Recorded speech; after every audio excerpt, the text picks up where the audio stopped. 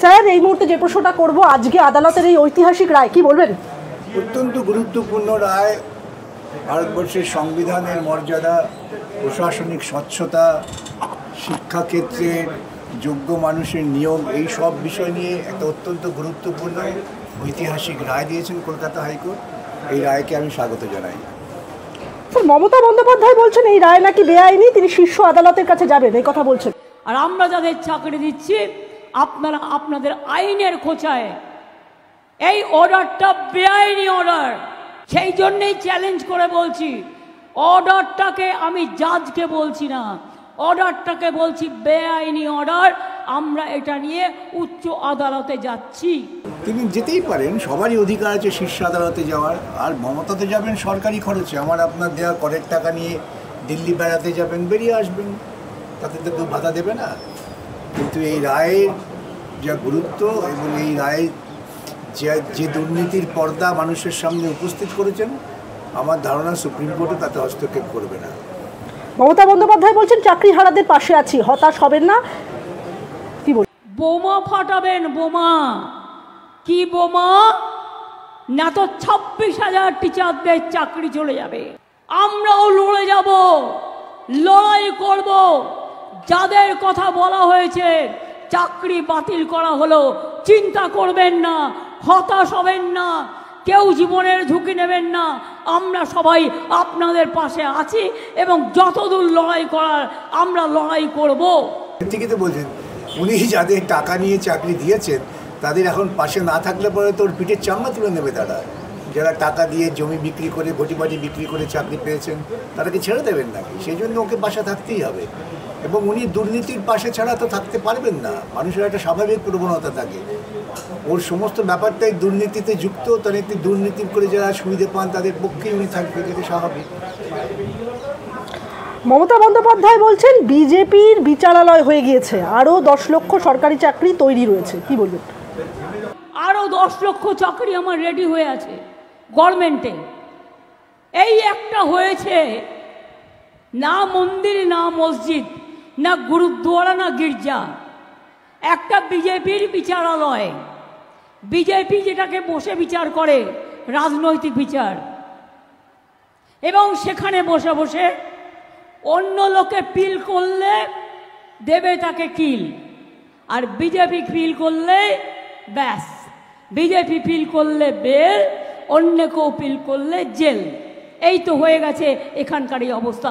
আজ নয়, দীর্ঘ দিন ধরে চলছে। এটা বিচারপতিদের দোষ নয়, এটা কেন্দ্রীয় সরকারের দোষ। তারা বিজেপির লোক দেখে দেখে এখানে বসিয়েছেন, যাতে তারা বিজেপি পার্টি অফিস থেকে যা বলে দেয় সেই ড্রাফটটা তারা করে দেয়। কি করবেন? আমায় সাজা দেবেন? ডিফামেশন করবেন? আমি তৈরি। জেলে পাঠাবেন? আমি তৈরি। কারণ মানুষের কথা বলবার জন্য আমায় যদি শাস্তিও নিতে হয় আমি মাথা পেতে নেব, কিন্তু তবু মনে রাখবেন পরিবার যদি বিপদে পড়ে তার পাশ থেকে আমি সরে দাঁড়াবো না। মমতা বন্দ্যোপাধ্যায় চিরকালই পাগলের মতো কথা বলে, ওর কথার অত বেশি গুরুত্ব দেবেন না। এতদিন বলছিল বিচারালয়ে সমস্ত বিচারপতিরা সিপিএম হয়ে গেছে, এখন বলছে বিজেপি হয়ে গেছে। ও নিজে কি বলে, কেন বলে, এ সম্পর্কে কোনো বোধই নেই। ওর ধারণা নেই যে কলকাতা হাইকোর্ট ওর বিরুদ্ধে একটা কন্টেম্প্ট, সুমোটো কন্টেম্প্ট আমি জারি করিয়েছিলাম, সেখানে স্পষ্ট তাকে সাবধান বানিয়ে দিয়েছিল যে কীভাবে কথা বলতে হয়। ওর তো সেই বোধ বুদ্ধিই নেই। স্যার যারা টাকা দিয়ে চাকরি পেল তারা কি এখন টাকা ফেরত চাইবেন নেতাদের কাছে? চাওয়া উচিত তো, তাদের তো সেই ভয়টাই তো মমতা পাচ্ছেন, ওই জন্য বলছেন আপনাদের সঙ্গে আছে। তা না হলে একটা সৎ সরকার যেদিন প্রথম দিন সরকার জানতে পারলেন বেআইনি নিয়োগ হয়েছে, তার প্রথম কাজ ছিল সমস্ত চাকরি বাতিল করে দেওয়া, বেআইনি নিয়োগ খুঁজে খুঁজে বার করে। তা তো সরকার করেনি। সরকার বরং বেআইনি কাজকে ঢাকবার জন্য আরও বেআইনি কাজ করার চেষ্টা করেছেন। একটা রাজ্যের ক্যাবিনেট যখন বসে সিদ্ধান্ত নয় যে যারা বেআইনি চাকরি পেয়েছে তাদের চাকরি রক্ষার জন্য আমি, যারা আন্দোলন করছে তাদের মুখ বন্ধ করার জন্য সুপার নিউমারি পোস্ট তৈরি করছি, এর থেকে বড় বেআইনি কাজ কী হতে পারে? এর থেকে বড় অসাংবিধানিক কাজ কী হতে পারে? এই সবটাই তো করেছে ক্যাবিনেট, যে ক্যাবিনেটের মাথায় মমতা, দুর্নীতির শিরোমণি। স্যার ভোটের আগে, ভোটের মধ্যেই নিয়োগ দুর্নীতি মামলায় বড় ধাক্কা খেলো কি রাজ্য কোথাও গিয়ে? এই নিয়োগ দুর্নীতি মামলা আমরা গত 3-4 বছর ধরে লড়ছি। এত দেরি হয়েছে তো রাজ্যেরই, আজকে সময় নেওয়া, কালকে সময় নেওয়া, আজকে সুপ্রিম কোর্ট, কাল কথায় কথায় সকালে অর্ডার হলে বিকেলে সুপ্রিম কোর্ট চলে যাচ্ছেন। ওনার জনগণের পয়সার আদ্যশ্রাদ্ধ হয়েছে। গোটা সমাজ ব্যবস্থায় জনগণের এই প্রশ্ন করা উচিত যে তাদের করের টাকা এইভাবে নষ্ট হবে কেন একটা বেআইনি মামলাকে সমর্থন করার জন্য। স্যার, কোথাও গিয়ে মন্ত্রিসভার উপরে দায় চাপাচ্ছে বিরোধীরা, কি বলবেন? গোটা দায়টাই তো মন্ত্রিসভার। আমি তো বলি পরিকল্পিত দুর্নীতি। পরিকল্পিত দুর্নীতি হয়েছে বলেই মমতা এখন আতঙ্কিত হয়ে বারবার বলছেন চাকরিহারাদের পাশে আছি। উনি একবারও বলছেন না যে যোগ্য লোকেদের পাশে আছে। কুণাল ঘোষ আজ বলছেন যে এই যে রায় আদালতের, এতে কি কোথাও যোগ্যদের প্রতি সুবিচার হলো? বটেই তো হলো। ওরা দুর্নীতির পথে অযোগ্যদের নির্বাচন করেছেন, সঠিক পথে নির্বাচন প্রক্রিয়া হলে পরে যোগ্যদের বেরিয়ে আসবে যারা যোগ্যতাই।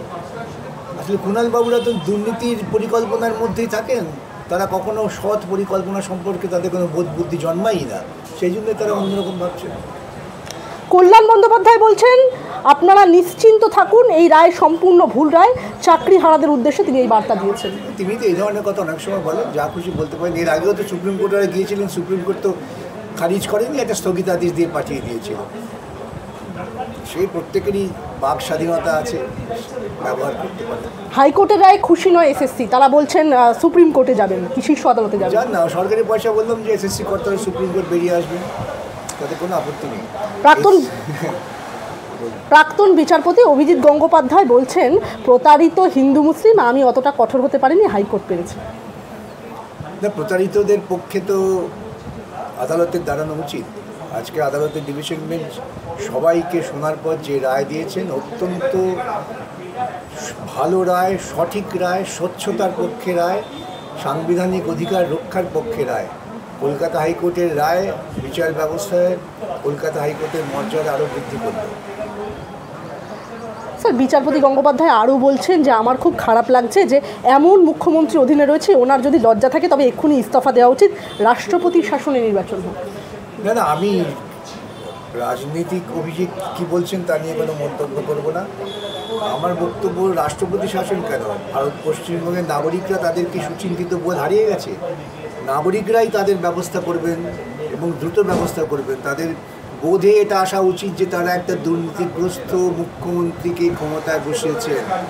হয়তো বলবেন ভোট দিতে পারিনি, কিন্তু ভোট যাতে দিতে পারেন, ভোট কেড়ে নেওয়াটাও একটা দুর্নীতি। তার বিরুদ্ধে সবাই, প্রত্যেককে আমি বলি, হাতে লাঠি নিয়ে দলবদ্ধভাবে বুথে যাবেন, ভোট দেবেন। কেউ বাধা দিতে এলে পরে তাকে পিটিয়ে দেবেন।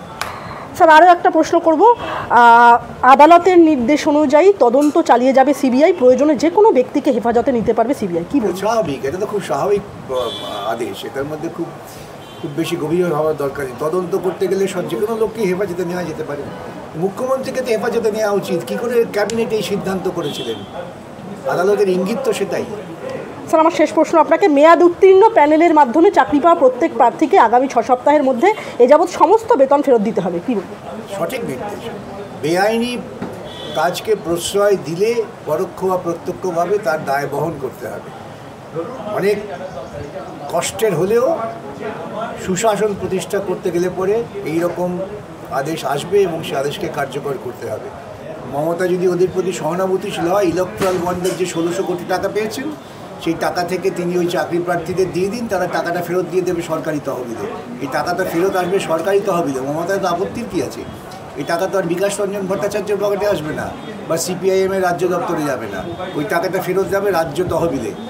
মমতা তাদের প্রতি, আবারও বলি, যদি দরদি হন, তিনি ইলেকট্রাল বন্ডের যে বেআইনি টাকা পেয়েছেন সেই টাকাটা ওদের হাতে দিন, ওরা ফেরত দিয়ে দিক রাজ্য তহবিলে।